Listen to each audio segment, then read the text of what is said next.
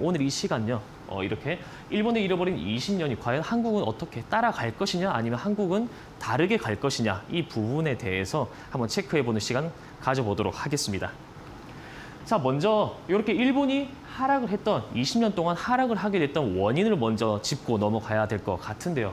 먼저 일본 같은 경우는요. 그 가장 근본적인 원인은 바로 미국과의 맺은 플라자 합의라고 보실 수가 있습니다.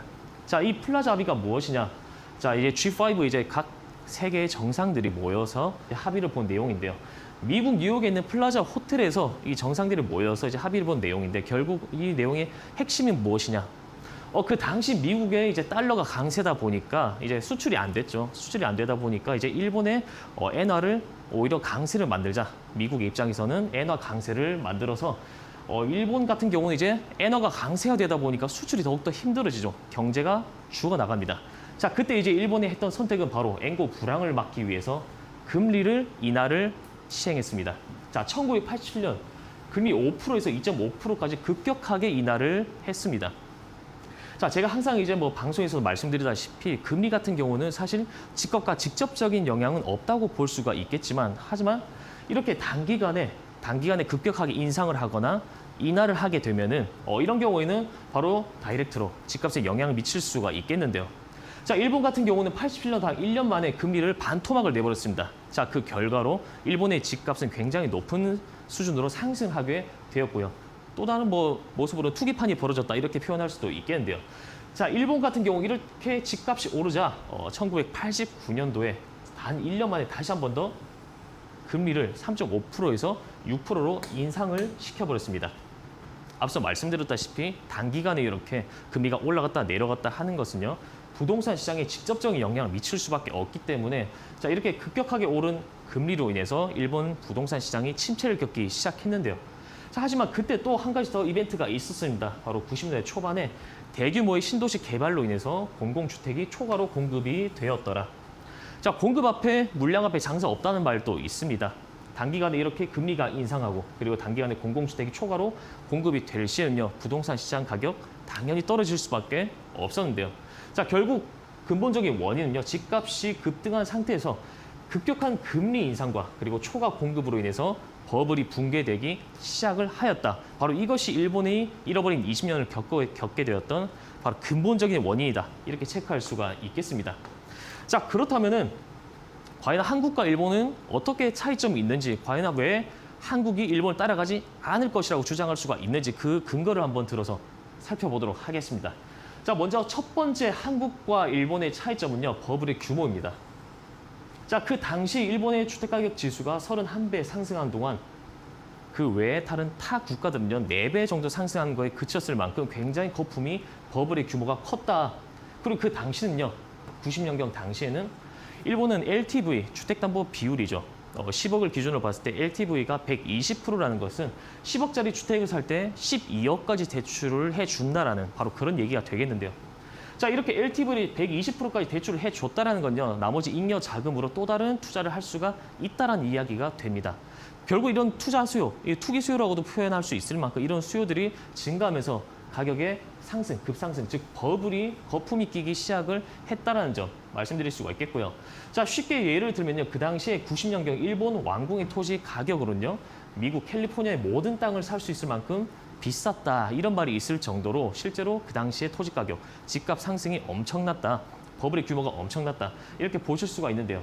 자, 현재 대한민국 같은 경우는 전세라는 제도가 있기 때문에 또는 현재 그 당시 일본과의 버블의 규모 자체가 크게 비교할 수 없다. 이렇게 말씀드릴 수가 있겠고요.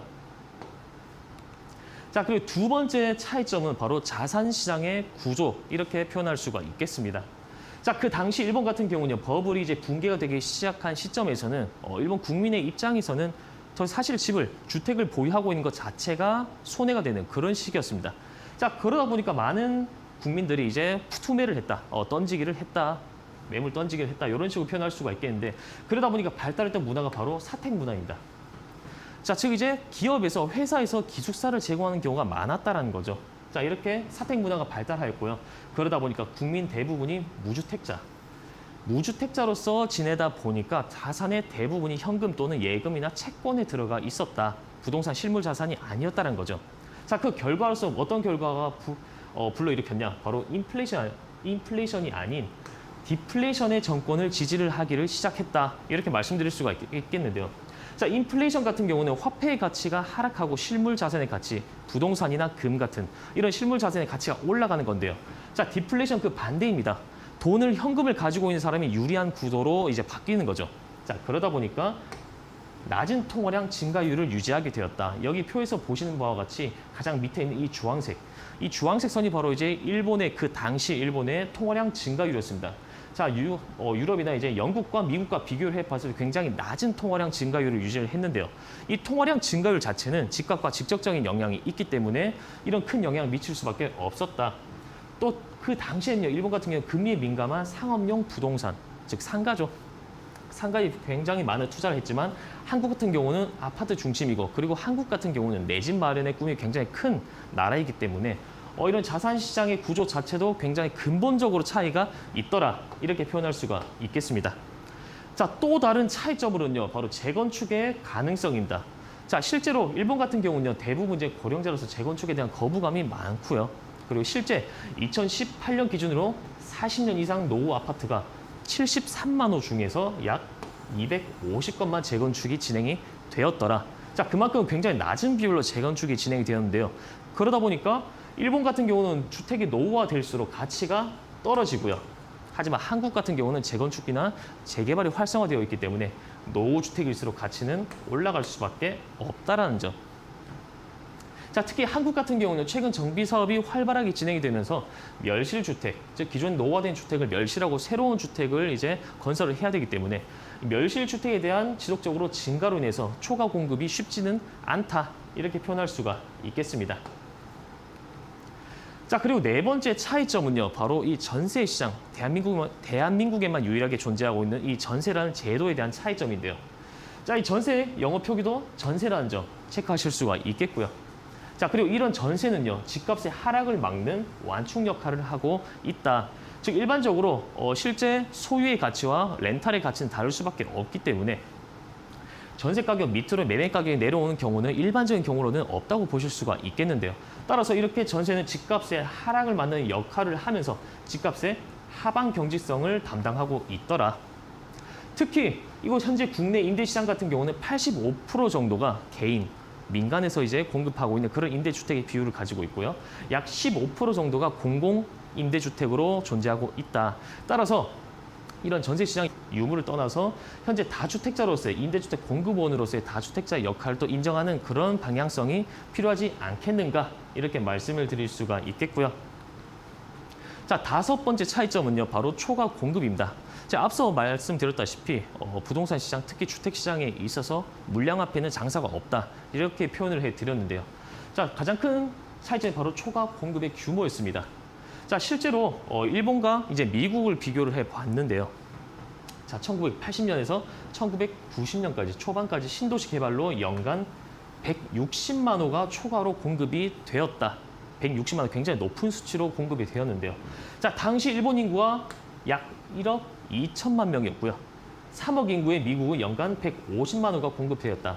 자, 2배가 넘는 미국 같은 경우가 약 150만 호가 공급이 되었음에도 불구하고 일본 같은 경우는 연간 160만 호의 초과 공급이 이루어졌다. 결국 일본 같은 경우 초과 공급의 규모로 인해서 더욱더 주택 장기 침체 시장에 접어들었다. 이렇게 표현할 수가 있겠습니다. 자, 결국 이렇게 수많은 5가지의 큰 차이점으로 인해서 현재 한국 같은 경우는요. 과거 1990년에서 2010년까지 이어졌던 일본의 장기 침체, 잃어버린 20년과 같은 단계를 절차를 밟지는 않을 것이다. 이렇게 결론을 지으면서 마무리 짓도록 하겠습니다.